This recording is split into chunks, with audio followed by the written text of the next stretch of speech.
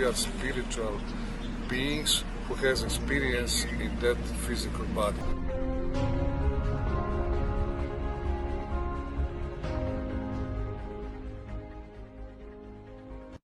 Dragi svjetlosni radnici, dragi prijatelji, dragi ljudi, već više od 10 godina radim videa za razvoj svijesti. U ovim teškim vremenima, za sve nas, vrlo je bitno da budemo organizirani.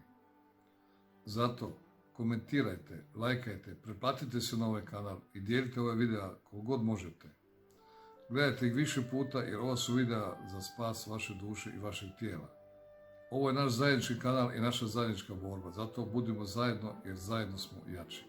Nemojte to nikad zaboraviti. Hvala vam.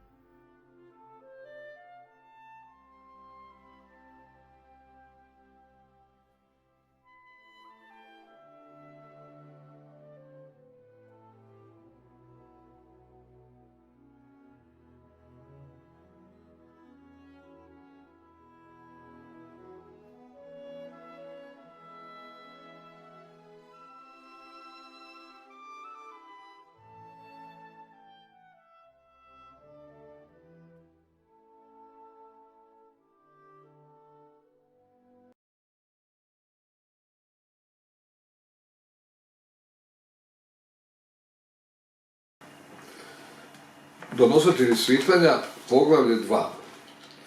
Prastvaratelj na putu. Čovječanstvo je jedan eksperiment.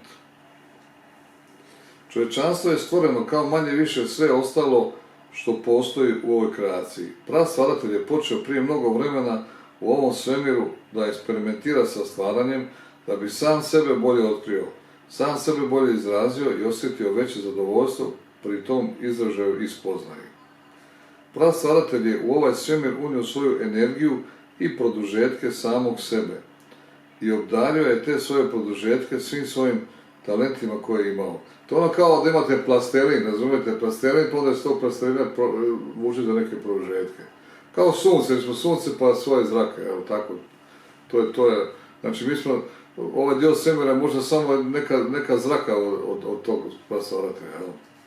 Dao je slobodno, radosno i velikodušno svoje talente i svoje sposobnosti.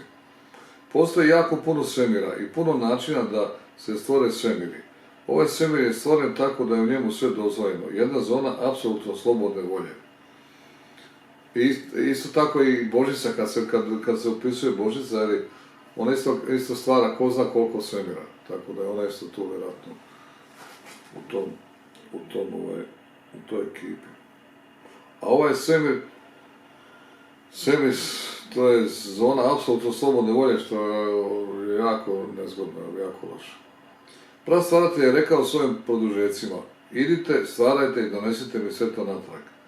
To je bio vrlo jednostavan zadatak, zar ne? Tako govori isto i u temeljitelju prilike nekako. Drugim riječima, prastvaratelj je rekao, dajem vam sebe samog, vi idete unaokolo i dajte dalje slobodno sebe same, tako da je sve što je stvoreno u ovom svemiru i svojoj suštini identično sa mnom. Ovi produžeci prastvaratelja koje ćemo mi sada nazvati bogovi, stvaratelji, su otišli unaokolo i počeli eksperimentirati sa energijom prastvaratelja koja je bila u njima. Počeli su stvarati svoju vlastitu hijerarhiju, koja je opet stvarala svoju hijerarhiju. Svaka sljedeća hijerarhija je stvarala svoju hijerarhiju da bi je obdarila sa svojom vlastitom suštinom i da pomogne u razvoju ovog svemira. Na kraju u jednoj galaksiji je nastao plan stvoriti Zemlju kao jedno mjesto za intergalaktičku razmjenu informacija. To je bio nevjerojatan plan koji nije uspio. Vidimo da nije uspio.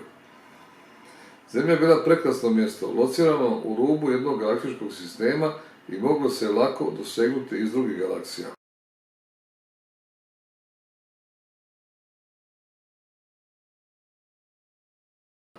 Bila je jako blizu mnogim portalima, energetskim otvorima kroz koje se energija transportira kroz prostor.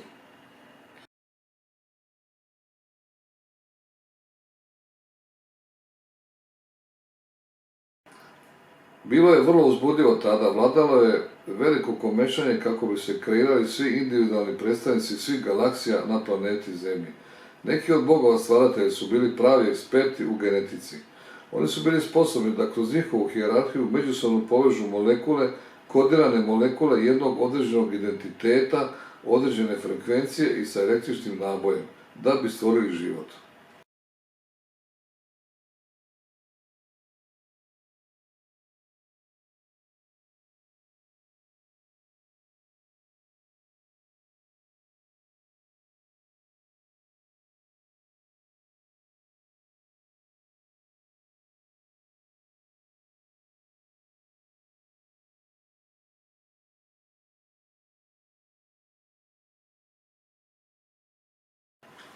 Pratite ovo dobro.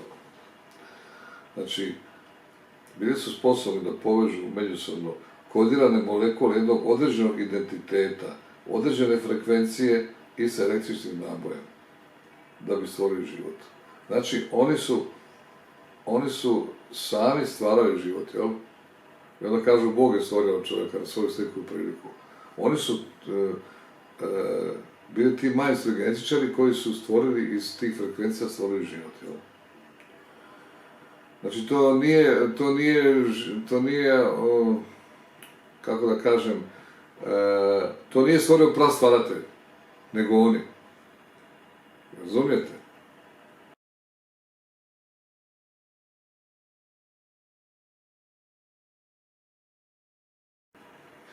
Mnoge razvijene i svjetske civilizacije u svemiru su dale i njihovu DNK, da bi imale predstavnike njihovog koda na planeti Zemlji.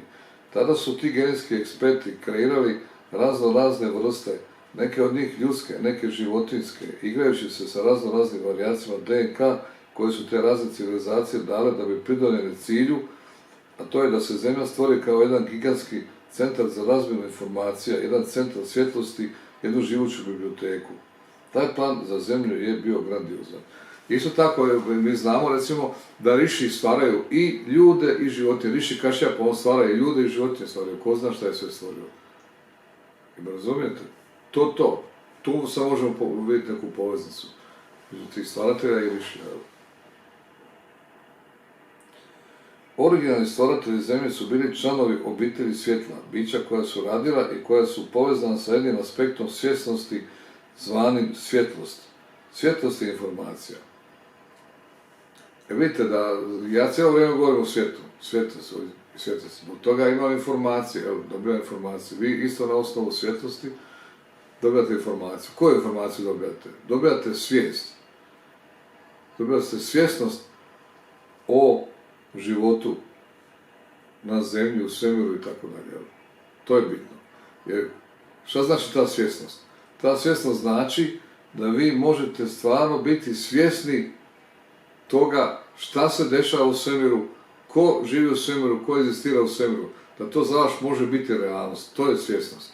Ne da ste negdje čuli, nešto čuli, s nekom nešto pričao, ali vi od toga ste svjesni 5%. I razumijete? Nego da budete svjesni što više. 20, 30%, 40, 50, 70, 100, jel? Obitelj svjetla je kreirala informacijski centar koji su si zamislili. Imali su u planu da Zemlja postane mjesto gdje će galaksije pridonijeti davanjem svojih informacija, gdje će svi moći sudjelovati i dijeliti njihovo specifično znanje. Vidite koja je to bila naivnost, jel? Teški naivci, a tako visoko razvijena bića. Zemlja je trebala postati kozmička biblioteka, mjesto nevjerojatne ljepote, mjesto koje će pokazati kako se informacija može pohraniti kroz frekvenciju i kroz genetičke procese. Izvan struktura vremena 100.000 godina može proći kao jedna godina u strukturi vremena kako vi poznajete. Ovi bogovi stvaratelji nisu postojali u vremenu kako vi poznajete. Par 100.000 godina ili milion godina je za njih ništa. To su isto Anunaki. Oni su tako žive, ko zna koliko. Ovi Anunaki koji su došli tu i koji su radili te genetičke manipulacije, genetički inženjeri, koji su stvorili Adama i Evu. Različite energije su bile manifestirane. Prije otprilike 500.000 godina na Zemlji su postojale vrlo visoko razvijene civilizacije. Mi ne govorimo sada o civilizacijama koje vi zovete Lemurija ili Atlantis. One su za nas moderne. Mi govorimo o civilizacijama koje su prastare, koje su zakopane ispod leda, duboko ispod kontinenta Antarktike. Zato oni tamo na Antarktici ne daju pristup nikome, jel? Nije baš lako tamo doći. Tamo je Hitler nešto pokušavao nešto tražiti, jel? Projekt živuće biblioteke... Mogu da vas pitam? Da. Mogu da vas pitam.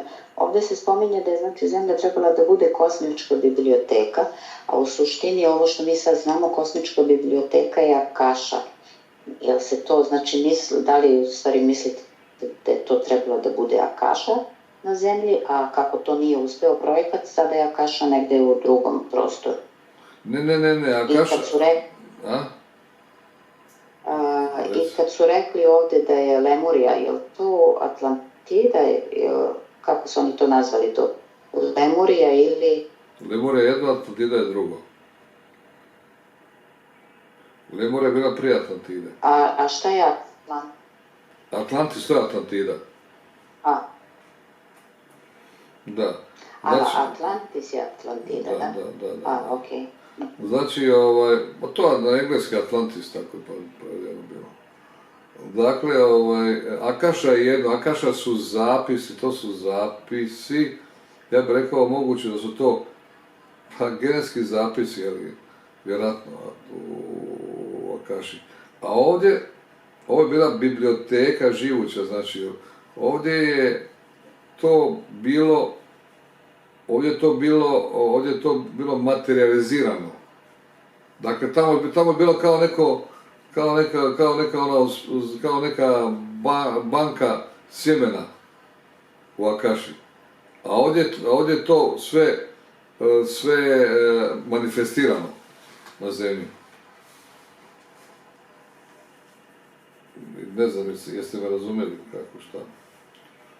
Zoran, imaš ti tu šta dodati? Mislim da bi ti mogu tu sada uletiti pa nešto ovako pojasniti.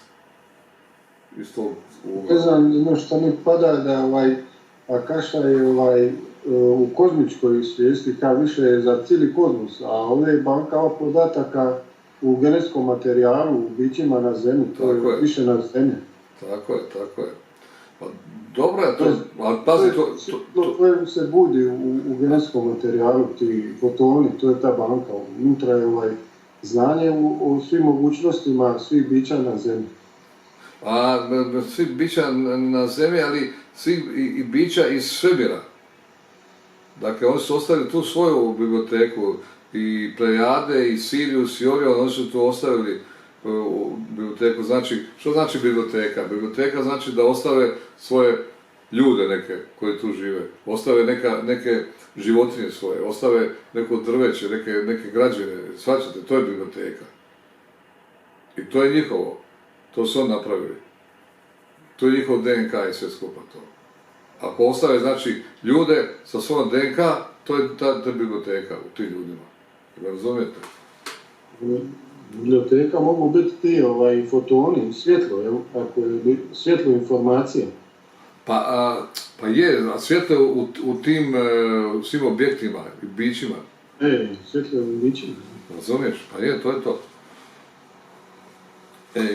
Stvari znanje o raznim civilizacijama. Tako je. Pa ostave svoju piramidu, znači imaju kontakt sa Siriusom, jel? U Egiptu. Znači dobivaju stalno energiju sa Siriusa i znanje sa Siriusa. Ili Anunnaki ostave svoje piramide pa imaju vezu sa Nibirom, jel? Znači naprave svoje crkve, kršćanske crkve, imaju vezu sa Nibirom. Izvodi se misa i odmah se uspostavlja veze sa Nibirom. Šalje se energija u Nibiru i dobiva se energija sa Nibirova. Od bogova sa Nibira, to je Anu, Enki, Elin i tako dalje. A oni kažu da je to Isus. Razumijete? I oni su rekli da mačke imaju stalno vezu sa Siriusom, a ptice sa Plejadama. Tako je. A medvedi sa Andromedom. Dobro. A što se tiče Lemurije... A delfini onda? Molim? A delfini? Delfini imaju vezu sa... Delfini, pa imaju vezu sa nekim. A najvratnije delfinima imaju vezu sa Atlantidom, sa Atlantiđanima, jel? Jer se govori da su Atlantiđani se bacali u more i onda su se karijali kao delfini, šta ja znam, i tako dalje, jel? Tako da, što se tiče Lemurije ili Atlantide, znači Lemurija je bila prije Atlantide i oni su uglavnom pjevali i plesali da nisu bili tehnički razvijeni. To je bio problem. I kad je došlo to u ledeno doba, oni su se smrzli i nestali, jel? Lemurci su bili, Lemurci kažu da su Lemurci, da je to današnja Indija. Vidite da su Indije bla bla bla, pjevaju, plešu, bez veze, ništa od njih, jel? Imaju znanje, duhovno, spiritualni su, ali su tehnički nula. A Atlantiđani su bili tehnički jako dobri, čak i previše dobri, oni su previše eksperimentirali i oni su išli u lažu materijal, kao što su trebali otići. Znači, Atlantida je bila poslije Lemurije. I kaže dalje. Projekt živuće biblioteke je postao s vremenom objekt svađe. Normalno, nema u Severu da se ne svađa. Koji bi to bio Sever da nema svađe? Bio je toliko zanosan da ga je netko htio posjedovati. U zemljinoj vrlo ranoj povijesti su se vodili ratovi zbog posjedovanja ove planete. Jeste li se ikad zapitali tko posjeduje zemlju? Zemlja je prvorazredna imovina. Vjerujete li da bi tako što kao zemlja ostala u svemiru bez vlasnika? Vodile su se borbe i zemlja je postala mjesto dualnosti. Pa zar ne vidite sad da se vodi isto borba za zemlju? Ne vidite to što rade ovi sa harpom i sa tim virusima i sa 5G mrežom i tako dalje. Kaže,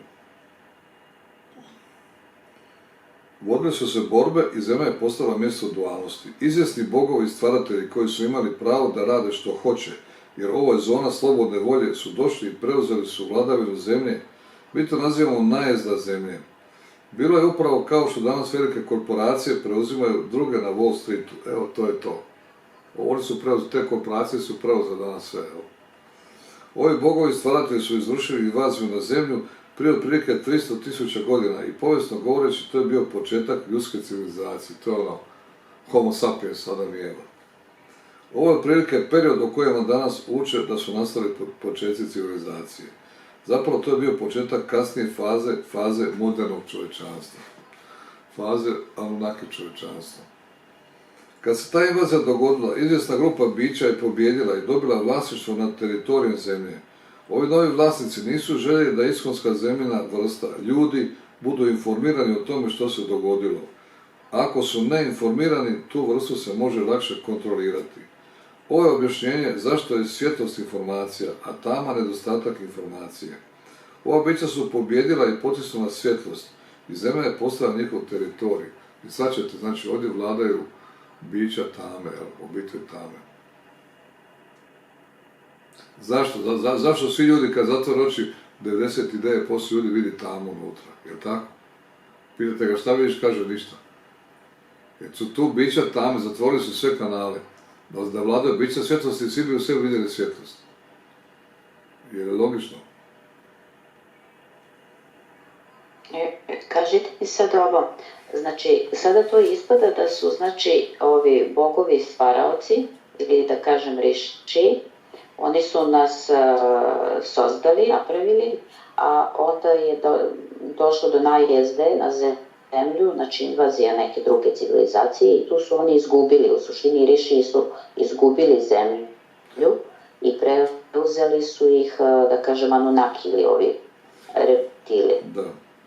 Da ne, tako izgleda, jel sam u krivu ili kako vi kažete? Tako je, ne, samo riši, to su bili znači sa Siriusa, Plejada i tako dalje. To su ti nivoji, znači rišija, najvjerojatnije. I očito oni su izgubili tu bitku sa Nibirova, sa Anunnakima, sa reptilima i to je to. I ovi su postali vlasnici. Vrlo jednostavno, kao bilo koji rat, jel? Meni sada povezujem da u suštini ovo učenje iz Indije nas vraća, odnosno riši nam pomažu da se mi vratimo u svetlo. Tako je. Meni ne to tako sad izgleda. Pa vidite da stalno kaže, zar ne vidite, kad smo ono čitali Vede, tako dalje, da su riši naši pravočevi. Jel' tako? Se sjećate? 9. mandala, 10. mandala.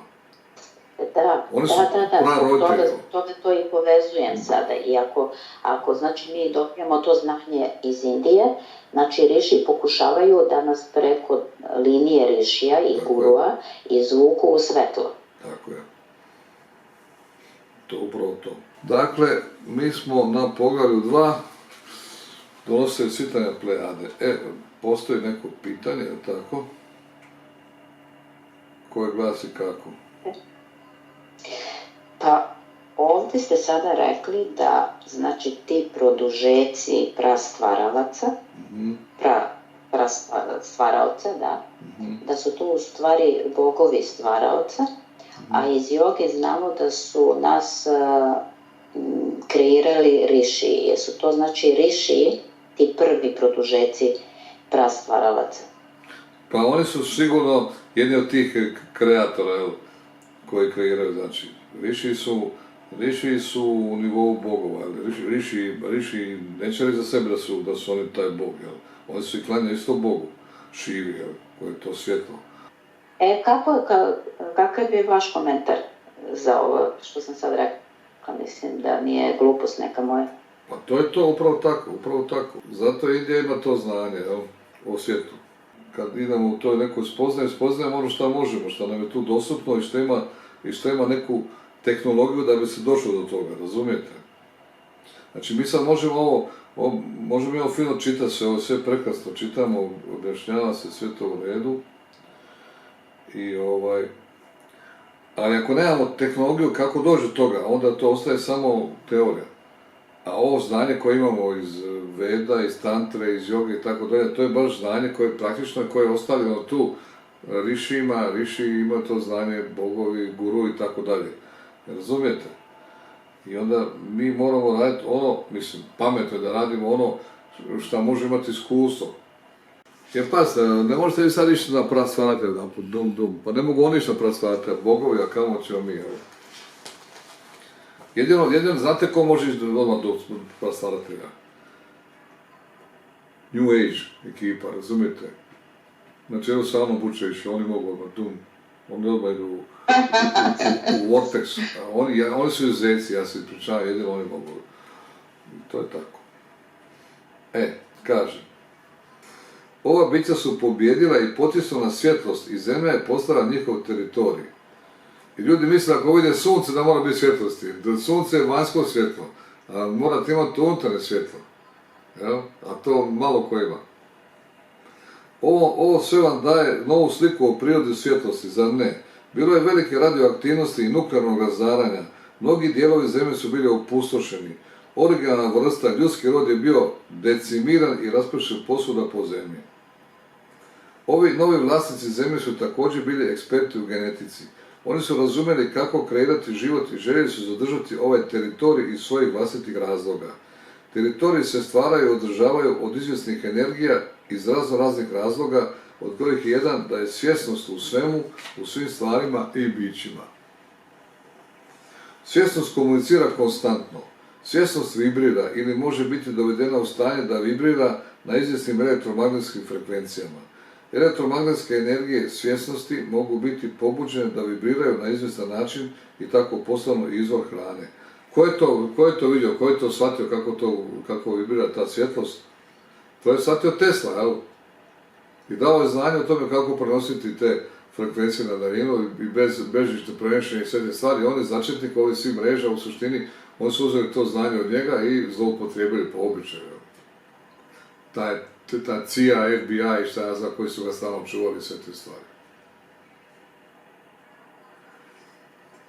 Znači, elektromagnetske energije svjesnosti mogu biti pobuđene da vibriraju na izvjestan način i tako postanu izvor hrane. Kao što i jabuke mogu biti pripremljene i pojedene na različite načine, tako može i svjesnost biti na različite načine pripravljena i pojedena. Neka bića su u razvoju vlastite evolucije otkrila da ako kreiraju život, ispune tu životnu formu sa svjesnosti i promjene tu svjesnost frekvencijskom modulacijom, da vibrira na određenoj frekvenciji, da se tom svjesnosti mogu hraniti i tako održavati sebe na određenoj vladajućoj poziciji. Shvaćate, znači oni se hrane tom frekvencijom, jer pazite, bogovi i ostali, oni se ne hrane sa ovom hranom koju mi jedemo, oni se hrane mantrama, vibracijama, zvukom. Tako se ovi isto hrane vibracijama, a to su vibracije straha. Strah, to je vibracija straha, oni se time hrane. Razumijete? Ovi drugi rade Om Namah Šivaja, Om Namah Šivaja, Om Namah Šivaja, to su vibracije ljubavi. To je druga priča. Razumijete? Šrim, šrim, šrim, Lakšmi, sve fino, prekrasno divno. Nema straha. Znači, smatrali su da je to način na koji prastvaratelj sebe hrani. Prastvaratelj pošalje druge da kreiraju elektromagnetsku frekvenciju svjesnosti kao izvor hrane samom sebi. Znači, on šalje te druge da stvaraju frekvenciju koja je njemu hrana, jel? On sam sebe hrani preko svojih izdanaka. Novi vlasnici zemlje su imali drugačiji apetit i preferirali su drugačije stvari nego prijašnji vlasnici. Oni su se hranili kaosom i strahom. Ove stvari su ih hranile, stimulirale i održavale ih na moći. Zato je stalno su ubijstva, stalno su ludila, stalno. Cijela povijest naša je u ludilu, u ratovima, ubijstvima, u spletkama i tako dalje. U onim familijama luđačkim koje su namještali jedan drugom stalno, držali svoju liniju, vladajući i tako dalje. Želili se međusobno, rođaci, braća, sestre i sve to već kako išlo. Novi vlasnici su došli ovamo prije 300.000 godina. To su ona moćna bića o kojima je bilo riječi u vašoj Bibliji, u babilonskim i sumeranskim pločama i svim sličnim tekstovima na cijelom svijetu. Oni su došli na zemlju i reorganizirali su ljudsku vrstu skroz naskroz. Znači, ta bića o kojima je riječ u Bibliji, to su ta bića, biblijska bića. To su njihovi bogovi. To su kršćanski bogovi. I oni su sebe predstavili kao da su oni dobri, da su oni Bog, a oni su u stvari zlo, manipulator, najgore što mogu biti. I normalno ovi koji održavaju tu liniju su teški manipulatori, teško zlo, na čelu sa papom. Papa je njihov predstavnik na zemlji. Kako kažu kršćani, Bog na zemlji, na nebu i papa na zemlji. Kršćani imaju to kod vas kršćana, da će neko to možda pogoditi jako. Nema ovdje kršćana, tako, teško. Možda ima tu i tamo neki ostaci, ali u suštini niste baš opterećeni tim. Ako ima, ja se unaprijed ispričavam. Ali tako mora biti. Kaže, reorganizirali su vašu DNK, vaše genetsko nasljeđe, tako da vi, vaša svjesnost vibrira i emitira elektromagnetsko zračenje samo u jednom određenom ograničenom frekvencijskom spektru, koji služi njima za hranu i koji, kako je već rečeno, održava na moći. Znači, zrači samo u spektru straha. Recimo, te frekvencije, recimo, znate ono kad gledate filmove pa čujete ono muziku, no to što znaju koje su to frekvencije koje održavaju strah, i tu drže ljude. I time ih bombardiraju, utječu na posvijest, kroz bilo šta, kroz reklame, kroz filmove, kroz bilo šta, kroz muziku, kroz šta god stigne. Originalni ljudi su bili veličanstvena bića, imali su 12 lanaca DNK, koje su bile izgrađene od raznih DNK dijelova drugih svjesnih civilizacija u svemiru, koji su, kako je već rečeno, pridonijeli stvaranju ljudske DNK davanjem dijelova svoje DNK. Znači, neki su dali dvije, recimo, DNK, neke druge dvije, neke treće dvije DNK ili tako dalje, znači, taj DNK je bila stvorena od raznih bića iz svemira. Kada su novi vlasnici došli, kreirali su u svojim laboratorijama verziju čovjeka koji je imao samo 2 lanca DNK, duple spirale ili dupli heliks. Uzeli su originalnu DNK informaciju i totalno je rasklopili i rastavili. Originalni DNK obrazac je ostavljen u ljudskoj stanici, ali nefunkcionalan, rastavljen, nepovezan i isključen. Me razumijete? Strašno. U ljudskim stanicama su svjetlosno kodirane tanke niti, tanka paučinasta energetska vlakna koja sadrže informacije. To je u ljudskoj stanici, jel? Kad ta površinska vlakna rade zajedno na način na koji, na primjer, radi jedan optički svjetlosni kabel, oni formiraju spiralnu ovojnicu vaše DNK. Kad su vas novi vlasnici reorganizirali, oni su vam ostavili samo jednu duplu zavojnicu DNK.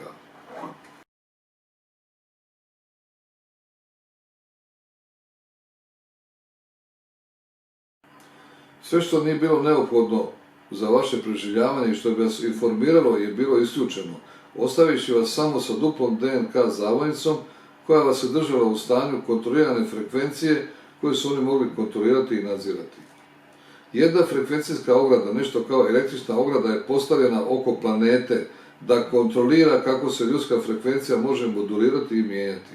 S vremenom je ta frekvencijska ograda otežala drugim svjetlosnim frekvencijama koji su nosili informacije da prodru do Zemlje. Čak i kad su svjetlosne frekvencije uspjele prodrijeti do Zemlje, tu nije bilo svjetla da ih može primiti. Ljudska DNK je bila isključena, svjetlosno kodirana vlakna nisu bila organizirana, tako da svjetlosne kozmičke zrake kreativnosti nisu imale ništa na što bi se uhvatile ili zakačile. I vam ovo otvara potpuno novu sliku. Ma da, fantastično, fantastično. Koja je vaša uloga u cijeloj priči? Vi ste članovi obitelji svjetlosti. Sama činjenica da vi čitate ovu knjigu pokazuje da ste vi obitelj svjetlosti. Za neke od vas ovo je sve kao san. Mi vas podsjećamo na to što vi već znate u sebi.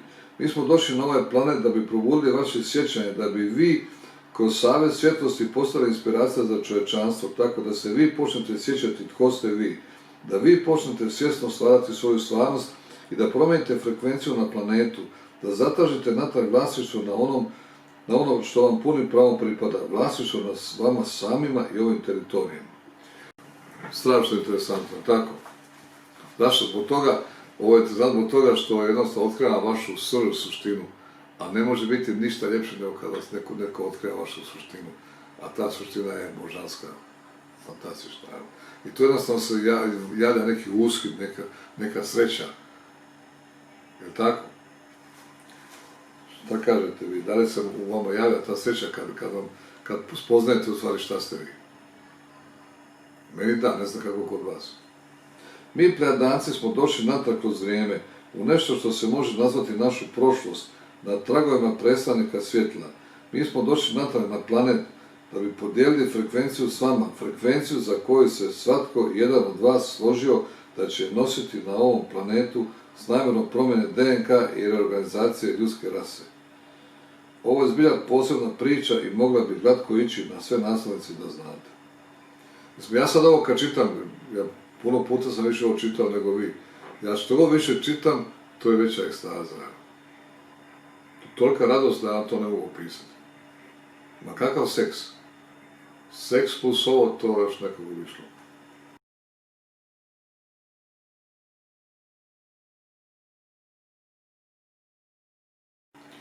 Originalni stvaratelji planete Zemlje ne žele izgubiti na njihov teritorij. Znači, ne ovi koji sad vladaju, ne govorim vam prije. Mislite da se oni žele samo tako odreći svega. Originalni stvaratelji su molili obitelj svjetla da dođu i da se polako, skoro neopazice uvuku na Zemlju, da se inkarniraju jedan po jedan i donesu svjetlost kao informaciju putem kreativnih kozmičkih zraka na mjesto gdje je svjetlost bila izgubljena. Vidite, znači, originalni stvaratelji su molili obitelj svjetla da se inkarnira jedan po jedan, da uđe polako. Obitelj svjetla je počela raditi ovdje, došavši u jedan sistem lišen svjetla i lišen informacija. Mutirajući zakone čovječanstva, te kreativne kozmičke zrake su počeli prodirati u ljudska tijela, individualno, osobu po osobu, a onda grupu po grupu. Kroz eone su u malim količinama te frekvencije informacija bile tako donošene na planetu. Ponekad su zbog toga nastajale velike bitke, sa namjerom da se svjetlost koja uvijek teži tome da se izrazi, drži čim dalje od Zemlje. Originalni stvaratelji su znali da je kozmički rečeno ovo za njih bila jedna lekcija u dozvoljavanju pod navodnike, da su morali naučiti, razumjeti bogove stvaratelje koji su uzeli projekt Zemlju. Bili su naivni, jel? Teške naivčine. Užas je, užas. Originalni stvaratelji su počeli stvarati njihov vlastiti plan i htjeli su da taj plan sprovedu u djelo upravo u trenutku u kojem će se frekvencija Zemlje promijeniti, u trenutku u kojem će sadašnji vlasnici ili izumrijeti ili nestati, ako ne budu u stanju da promijene svoju vlastitu frekvenciju. Konačno su shvatili da ih treba istrijebiti. Nema više milosti. Emocije su za neka bića izvor hrane. Nekima je izvor hrane ljubav. Pazite, emocije su nekom izvor hrane. Molim vas da to shvatite. Molim vas da ne petljate i da ne miješate ljubav, bla, bla, bla. Emocije su nekom izvor hrane. Što to znači emocije? Emocije znači... Šta znači emocije? Razne emocije, tako. Od sreće, od ljubavi, od mržnje, od uskita, od radosti, od svega i tako dalje. Emocije su treća čaka, zapadnite to. Emocije su sapunica, turske sapunice, brazilske sapunice, meksičke i tako dalje, kafane. To su emocije. A kaže, nekima izvor hrane ljubav, to je drugo, to je srčana čakra. To nema veze sa emocijama.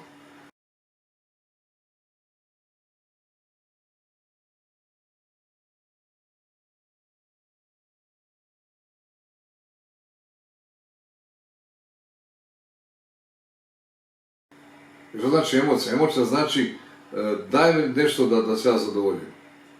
To je emocija.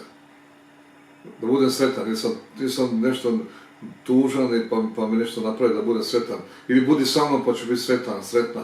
Ili nemoj biti s drugom, ne biti s drugom pa ono sam ljubavna, ako sa mnom sam sretan, tako dalje. A šta je ljubav? Znači emocija uvijek uzima, razumijete? Uzima i daje, uzima i daje, uzima i daje. A ljubav samo daje. Samo daje. Majka voli dijete, voli. Nebitno, dijete voli, nju ne voli, dijete dobro, loše, nije bitno. To je ljubav, to je razlika ogromna. A emocije, ako ti nećeš mi napraviti to, ja te više ne volim, neću više dati ništa. Razumete koja je razlika među emocija? Emocije su trgovina, a ljubav nije. Kad smo radili prethodne plejade, tamo su nam objasnili da je ta civilizacija nama zamenila ljubav za zavisnost i duhovnost na religiju. Tako je. Tako da, to sam. Tako je, upravo to. Originalni stvaratelji žele da promene frekvenciju zemlje u frekvenciju ljubavi. Izvor hrane za sadašnje vlasnike, strah, brige, kaos, glad, nemir i očaj mora njima biti oduzet. Pitate se tko će njima oduzeti taj izvor hrane? Vi.